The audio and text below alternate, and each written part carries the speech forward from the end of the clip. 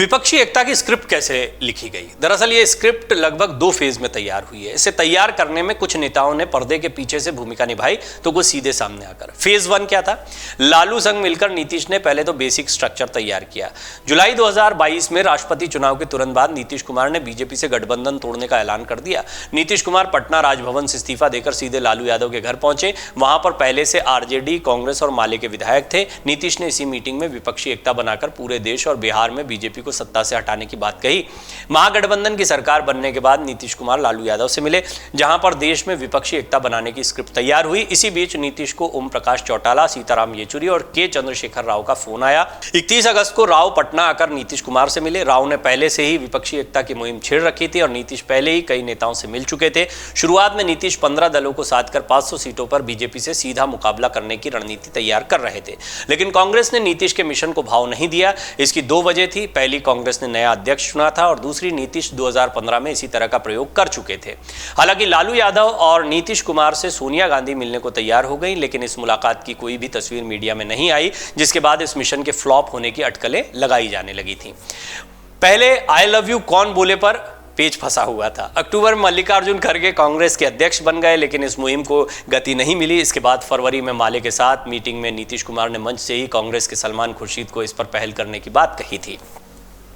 खुर्शीद ने नीतीश का message high command को पहुंचाने की बात कही। खुर्शीद ने यह भी कहा कि वो चाह रहे हैं कि विपक्षी मोर्चा बने, लेकिन पेच ये है कि पहले आई लव यू कौन बोले, इस पर फंसा हुआ है। हालांकि इसके कुछ दिन बाद मल्लिकार्जुन खड़गे ने नीतीश कुमार को मुलाकात का आमंत्रण भेज दिया था। अब आइए फेज 2 पर। ये तो फेज 1 हो गया, नीतीश और लालू किस तरह साथ में आए, सत्ता बदल गई, महागठबंधन बन गया बिहार में। कांग्रेस ने 3 दलों का पत्ता काट दिया। जेडीयू सूत्रों के मुताबिक मल्लिकार्जुन खड़गे और राहुल गांधी के सामने नीतीश कुमार ने गठबंधन का पूरा खाका रखा। कांग्रेस ने तेलंगाना, हरियाणा और कर्नाटक में अकेले चुनाव लड़ने की बात कही। कांग्रेस के स्टैंड के बाद नीतीश कुमार ने के चंद्रशेखर राव, एचडी कुमारस्वामी और ओम प्रकाश चौटाला से दूरी बना ली। कांग्रेस ने तमिलनाडु, महाराष्ट्र, बिहार, यूपी, पश्चिम बंगाल, जम्मू कश्मीर और झारखंड में गठबंधन करने की बात कही।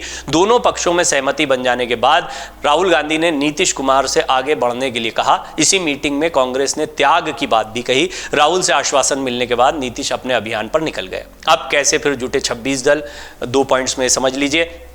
सबसे पहले गठबंधन वाले राज्यों में समान विचारधारा वाले दलों से संपर्क साधा गया।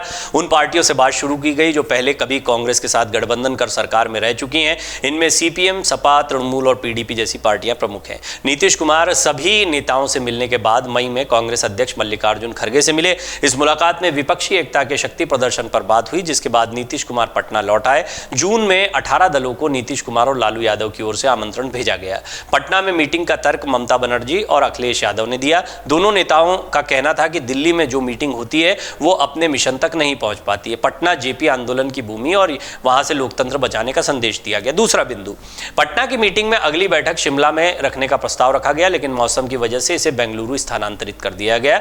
बेंगलुरु की मीटिंग से पहले कांग्रेस ने अपने कोटे से 8 दलों को जोड़ दिया। इनमें अधिकांश दल केरल और तमिलनाडु के हैं। जानकारों का कहना है कि स्थानीय राजनीति को देखते हुए कांग्रेस इन दलों के साथ अपने आप को जोड़ रही है। इनको भी विपक्षी एकजुटता के मंच पर लाएं। तादाद भी ज्यादा दिखती है कि देखिए देश के 26 दल जो हैं वो एक मंच पर जुटे हैं।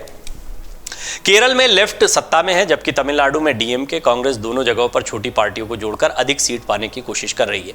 विपक्षी मोर्चे में नीतीश अगवा का काम करते दिखाई दे रहे थे, लेकिन अब क्या उनको भूमिका मिल सकती है? नीतीश कुमार की सलाह पर ही विपक्षी मोर्चे की अगली मीटिंग मुंबई में रखी गई। महाराष्ट्र की सियासत में पिछले साल से ही उथल पुथल मची हुई है। शिवसेना के बाद हाल ही में एनसीपी में टूट हुई।